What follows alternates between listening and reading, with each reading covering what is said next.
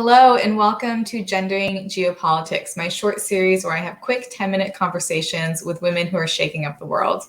My name is Emily Prey and I'm a senior analyst at the New Lines Institute in Washington, D.C. Today, I have the absolute pleasure of speaking with Isobel Yeung, senior correspondent for Vice News, on how she finds her stories and her most recent reporting on Yemen's mental health crisis. Thank you so much for joining me, Isobel. Thanks so much for having me, Emily. I'm so glad we got to connect. So you've covered stories from around the world, from the Uyghurs in China to women's rights in Afghanistan to children in Yemen. Why is it so important for you to find the humanity in your stories? I mean, I think that, data is important, and I think that, that's an important reporting technique. But without the humanity, I don't think anyone really cares about any of these stories, right? I was reporting last year in Idlib, Syria, and we spent a long time going through getting pilot recordings, fighter pilot recordings of specific attacks and trying to track down what had happened with these specific incidents. But I think that without getting the people involved, and in this instance, we were able to speak with a 7-year-old girl who was visibly shaking every time there was a fighter jet going overhead. And that's really what made the story come alive, and that's what sticks in people's heads and hearts. And I think that a good journalist will find the humanity in any story. I mean, ultimately, we're all empathetic creatures, and so I think that we do care about what's going on around the world with other people, and that's how we connect to the world. Your most recent story that just came out this week was from Yemen, where you were most recently covering the mental health crisis there. So there's a generation of children that are growing up in the shadow of war there. How will this affect them and shape them coming of age in a country that is both at war with itself, but also being used as a proxy for other powers to compete? Yeah, I mean, the situation in Yemen is really, really heartbreaking. It's the worst humanitarian crisis in the world right now. I think about over 2 million children face hunger or starvation this year. It's gotten really, really dire. And so there's this entire generation of young kids who are essentially collateral damage to this war. And, as a result of that, I met children, babies who were born with arms that are literally the size of pencils, because their parents couldn't afford to feed them. We met girls who were married off younger and younger. I met a 12-year-old girl who was married off to a 50-year-old man because her parents just couldn't afford to keep her in the house. And young boys as well are being sent off to fight, and tens of thousands of them have been recruited to the Houthi militants to fight with them. So it's a pretty dire situation, which is getting more and more desperate as war continues. Fighting has been ramping up around the city of Marib this year, and it's a desperate situation. Things are looking very bleak for Yemeni children right now. And looking to the future, nearly 80% of Yemeni children are showing signs of PTSD, which is unsurprising given the challenges and obstacles that they're facing and being put through right now. So what does the future look like for Yemen? I mean, for Yemeni children, it's really hard. They're growing up in a country that has very little infrastructure. The healthcare has been obliterated. Basic infrastructure, education has been intentionally targeted as well. When I was there, I went to a rehab center for children, and children as young as 10 years old were in this rehab center.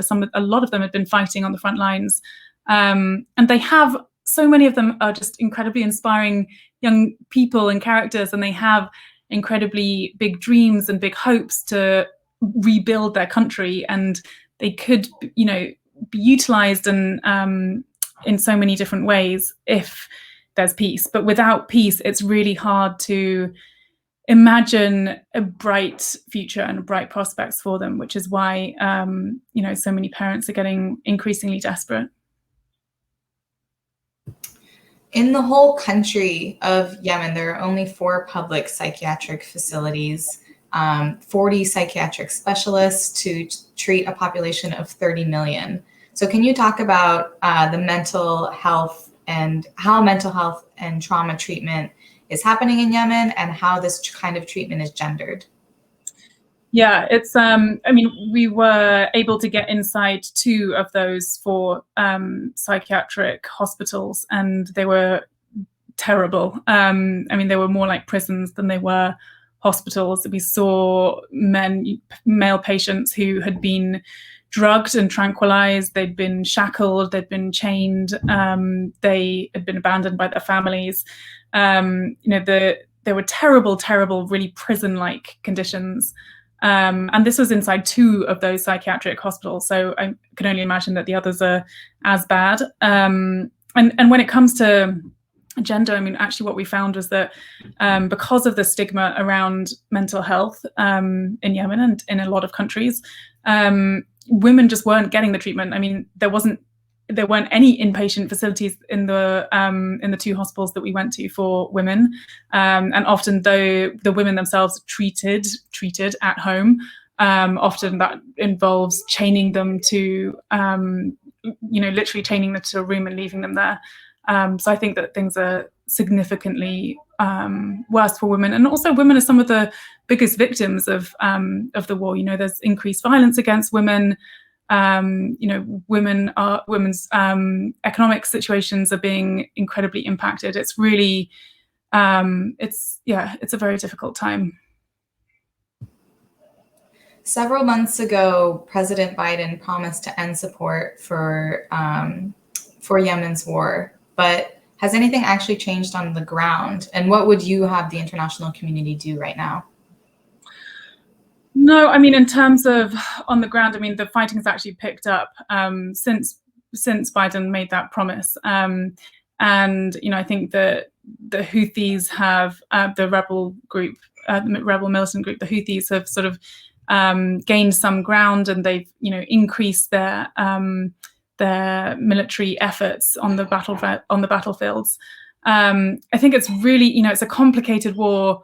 It's really, really difficult. And I think that, one basic thing that the international community can be doing is, donating. I mean, what Yemenis really need is money. The UN have failed to meet a lot of the financial needs this year. A lot of the NGOs and organizations that I met there were really struggling with funding. That's why some of the psychiatric hospitals didn't have the resources that they needed to treat some of the patients.